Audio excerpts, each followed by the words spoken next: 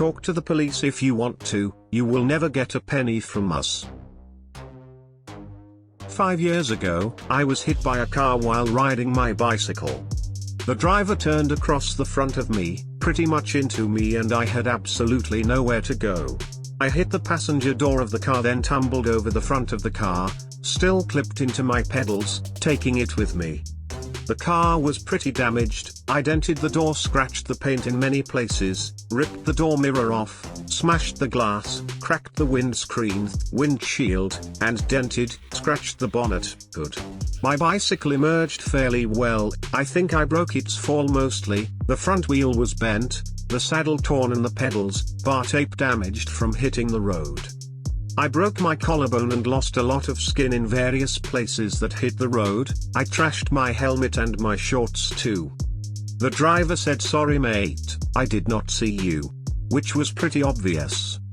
The car was his daughter's, and he was taking his grandson out for an ice cream. The poor little boy got covered in glass from the door window that exploded inwards when I hit it, but seemed to be okay.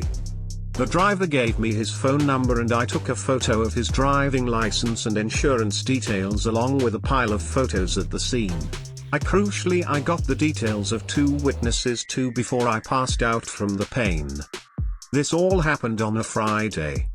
I got patched up at the hospital and my partner was able to get my bike home. Because of my broken collarbone, I was in a huge amount of pain while the doctors could figure out if it needed to be pinned or not, over the weekend. On the Saturday morning I called the driver and his phone went straight to voicemail. I had taken a good look at my bike and figured out it needed about £350 worth of parts, wheel, forks, saddle, new bar tape, etc., and something for my cracked phone screen. I guessed £150. On the message I left him I said that I was not sure if he wanted to pay for the parts, or go through his insurance. His daughter called me back and shouted and swore at me for damaging her car. I explained that he has turned across the front of me and it was his poor driving to blame. I mentioned that I was sitting on my sofa with a broken collarbone as a result of him and all I wanted was to get my bike fixed. You will never get a penny from me. Talk to the police if you want to, we will tell them that it was not my car. You will never get a penny from us. Okay, I can comply with that. I called the local police station and they sent a constable down to see me. I carefully explained what had happened and showed him the photos from the scene, the damage to my bicycle, phone, helmet and shorts, gave him the details of the witness and several cups of tea, and he advised me to get a solicitor on the case too, so I did just that. My bicycle insurance has legal aid cover, so I used it. Long story short, I had 3 surgeries on my shoulder over the next 18 months or so. The insurance details that the driver gave me was fake. The daughter's insurance company did not cover her father as a driver. The driver had 6 points on his license already, but crucially the police found he had insurance with a company that did cover him on her car, but only for third-party cover. He only admitted this when they threatened to charge him with driving without insurance and documentation fraud. The police eventually convicted him and gave him enough points to ban him from driving for a year and fined him £1,500 plus costs. The insurance company that he was with was one of these "we only cover really bad drivers," obviously did not pay out for the damage to the car. This was probably another £1,500 or more. The insurance company paid for my bicycle damage, £550 once assessed by a local shop. They also paid for my clothing and helmet, £200. And my phone screen, £180. Then finally the insurance company paid compensation for my injuries and time off etc. £NNN. I would have been quite happy for them to pay for my initial assessment of my bicycle and phone damage, but as they wanted to make my life difficult, it cost them thousands, got the driver banned, and the resulting compensation was a massive bonus for my savings account. Biking is pretty popular here and I just happened to sit through a presentation by an attorney who specializes in bike accidents. We do not have bike insurance, instead people are covered by a mixture of auto and home insurance depending on how they're involved. One of his recommendations was to get lights for your bike. Most drivers would just say they never saw the bike, so anything to increase visibility. At the time of the crash, I had a bright orange helmet, a very bright flashing rear light with matching strobe front light.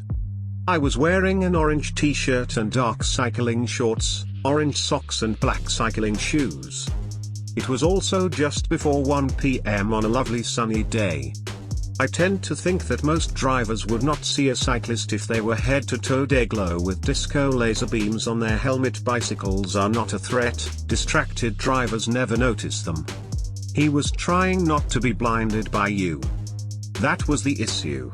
Totally your fault. I'm sorry this happened to you. Good for you for following through. My wife and I both wear obnoxious helmets and bright clothing and have lights even during the day. That way at least if they say I didn't see you, we have done everything we can. I always assume nobody sees me. And thankfully where I live we have lots of bikes so people are used to them. But there are still a-holes who drive by feel or hate bikes. Glad you're okay. I can tell you are not from the USA. No mention of medical bills in the settlements. Yeah, total out of pocket was about £8 for prescription painkillers. There was no bill for the 3 shoulder surgeries, 2 lots of metalwork plus removal, stitches in my hand and lots of gravel removal from my hand, knee and ankle. Compared to my $125,000 out-of-pocket broken wrist while I lived in the US, it was quite the bargain. An out-of-state and an out-of-network hospital dealt with me when I was in a quad bike crash. The ambulance took me to the wrong hospital to stop me from bleeding to death due to a severed artery. The original bill for emergency surgery, blood transfusion, titanium pins and 2 nights in ICU was $125,780.